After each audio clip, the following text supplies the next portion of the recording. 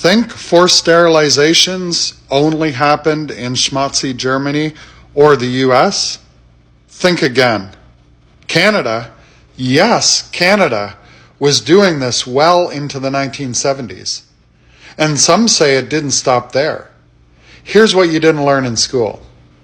In Alberta and British Columbia, provincial governments had eugenics laws that allowed them to sterilize people without consent. The targets?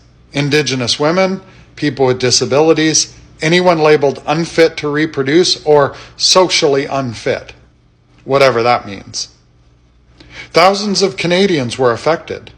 Women were told they were just having routine procedures, and suddenly their ability to have children was gone. Some didn't even know about it until months later. Most people think this is ancient history, but here's the kicker. The last recorded sterilizations under these laws happened in the 1970s. That's barely 50 years ago. To put it in perspective, your parents or grandparents could have lived through this. And it doesn't stop there.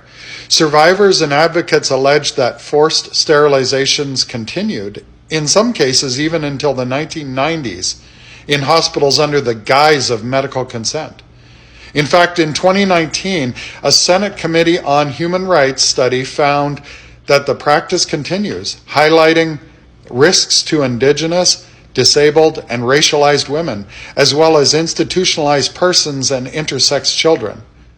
And as of February 2025, a class action lawsuit on behalf of the Atikamekw women of Quebec alleging forced sterilizations was authorized by a Quebec judge, initially targeting 3 physicians and later expanded to include a regional health authority. But imagine losing the ability to have children without ever agreeing to it.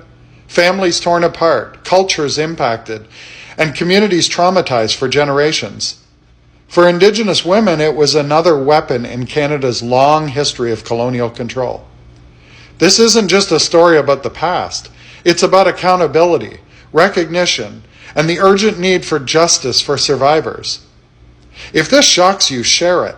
Let more Canadians know this happened here. Survivors deserve to be heard, and their stories must never be forgotten.